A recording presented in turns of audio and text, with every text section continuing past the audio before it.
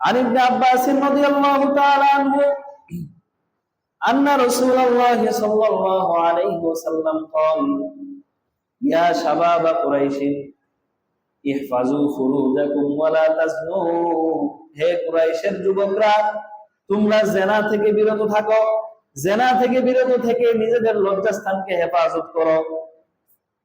আলা মান হাফিজা ফারজাহু ফালাহুল জান্নাহ, যে ব্যক্তি তার লজ্জাস্থানকে হেফাজত করতে পারবে তার জন্য জান্নাত নির্ধারিত হয়ে যায়।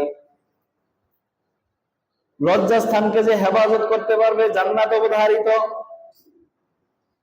আরেক হাদিসে আল্লাহ রাসূল সাল্লাল্লাহু আলাইহি ওয়াসাল্লাম বলেন যে মা ইয়াজমাল্লি মা বাইনা লিহিয়াইহি ওয়া মা বাইনা লাহিয়াইহি আজমান লাহুল জান্নাহ, যে ব্যক্তি তার দুইটা অঙ্গের হেফাজতের দায়িত্ব নেবে আমি নবী নিজে তার জান্নাতে যাওয়ার দায়িত্ব নিয়ে নিলাম।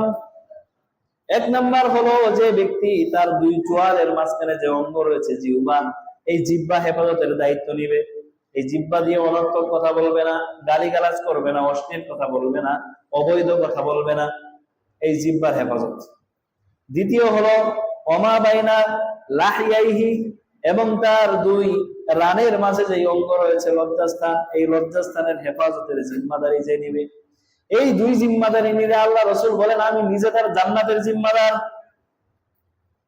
তাহলে যদি জেনা থেকে বাঁচতে পারি, জেনার সুযোগ থাকা সত্ত্বেও যদি জেনা থেকে বাঁচে তাহলে তার জন্য জান্নাত আবশ্যক হয়ে যায়।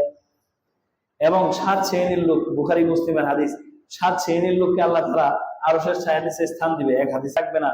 ওই 7 শ্রেণীর লোকের মধ্যে এক শ্রেণীর লোক কিন্তু ওই লোক রাজুলুন দাআতহু ইমরাতুন যাতু নাসাবিন ওয়া হাসাবিন, এমন ব্যক্তি, যেই ব্যক্তি, এমন যুবক বা এবং মধ্যবয়সী ব্যক্তি কিংবা বৃদ্ধ ব্যক্তি, যেই ব্যক্তিকে কোন সুদর্শন এবং সম্ভ্রান্ত বংশের কোন নারী তাকে অবৈধ কাজের প্রস্তাব দেয় আর সে অবৈধ কাজ থেকে বিরত থাকে এবং সে বলে ইন্নী আখাফুল্লাহ, আমি আল্লাহকে ভয় করি। আপনাকে একজন সুন্দরী নারী প্রেমের প্রস্তাব দিল, আপনাকে একজন সুন্দর নারী অফার দিল যে তুমি আমার সাথে থাকতে পারবে আজকে রাতে আমার বাসায় কেউ নাই, তুমি আমার বাসায় থাকতে পারবে, অথবা তোমার বাসায় কেউ নাই, আমি চাইলে তোমার কাছে যেতে পারি, আপনাকে অফার দিল। আপনি আল্লাহকে ভয় করে তার এই অফার গ্রহণ করা থেকে বিরত থাকলেন, এর বদৌলতে আপনাকে কাল কিয়ামতের ময়দানে আরশের ছায়ার নিচে স্থান দিবে। কেউ যদি জেনার মধ্যে লিপ্ত হয়ে থাকে তার করণীয় কি? কেউ জেনার মধ্যে লিপ্ত হয়ে থাকলে তাহলে তার জন্য তওবার দরজা খোলা। হযরতে মাইজা আসলামী রাদিয়াল্লাহু তাআলা একজন সাহাবী ছিলেন। তিনি আল্লাহ রাসূলকে এসে বললেন ইয়া রাসূলুল্লাহ তাহহিরনি, হে রাসূল আমাকে পবিত্র করেন। তখন আল্লাহ রাসূল বললেন ইরজি ওয়াস্তাগফিরুল্লাহ ওয়া তুবি ইলাই, ফিরে যাও, আল্লাহর কাছে মাফ চাও, আল্লাহর কাছে তওবা করো। সে কিছু দূর ফিরে গিয়ে আল্লাহর ভয় তার অন্তরের মধ্যে কাজ করেছে, আবার ফিরে আসছে, আল্লাহ রাসূলকে বলতেছে ইয়া রাসূলুল্লাহ তাহহিরনি। আল্লাহ রাসূল আবার বললেন যে ফিরে যাও, আল্লাহর কাছে মাফ চাও, তওবা করো। সে আবার ফিরে গেলেন। এইভাবে যখন 4 বার হলো, চতুর্থবার আল্লাহ রাসূল বললেন সাহাবাদেরকে, এই সাহাবারা একে ওই মরুভূমিতে নিয়ে যাও, নিয়ে গিয়ে পাথর মেরে হত্যা করে দাও। এরপর তাকে পাথর মারা হলো। পাথর মারার পর সে দৌড়ে পালানোর চেষ্টা করলো। যখন পালানোর চেষ্টা করলো, সেখানে এক ব্যক্তি কাছে পেয়ে উটের এক হাড্ডি নিয়ে তাকে মেরে দিল। মেরে দেওয়ার সাথে সাথে পড়ে গেল, সবাই পাথর মেরে তাকে মেরে ফেললো। তখন আল্লাহ রাসূলকে যখন বলা হলো যে এই লোকটা তো পালানোর চেষ্টা করেছিল, তখন আল্লাহ রাসূল বললেন হাল্লা তারাকতুমু, কেন তাকে ছেড়ে দিলে না?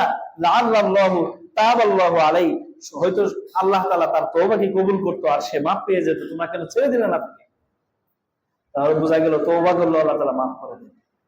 এবং মাইজা আসলামী রাদিয়াল্লাহু তাআলা তওবা করার পর আল্লাহ রাসূল বলেন যে মাইজা আসলামী এমন তওবা করেছে লাউ কুসিমাত আলা উম্মাতিন লাকাফাতহু, যদি একটা জাতির মাঝে এই তওবাকে বন্টন করে দেওয়া হয় ওই জাতির গুনাহ মাপের জন্য যথেষ্ট হয়ে যাবে। তাহলে বোঝা গেল তওবা করলে আল্লাহ তাআলা মাফ করে দেন। এজন্য আমরা যদি কেউ জেনার মধ্যে লিপ্ত থেকে থাকি, অবৈধ সম্পর্কের মধ্যে লিপ্ত থেকে থাকি, অবৈধ প্রেম ভালোবাসার মধ্যে লিপ্ত থেকে থাকি, এই যুবক আল্লাহর ভয় অন্তরে এনে এই অবৈধ সম্পর্ককে বাদ দাও, অবৈধ সম্পর্কে বর্জন করো, তাহলে আল্লাহ তাআলা তোমার জন্য পুত পবিত্র সম্পর্কের ব্যবস্থা করে দেবে।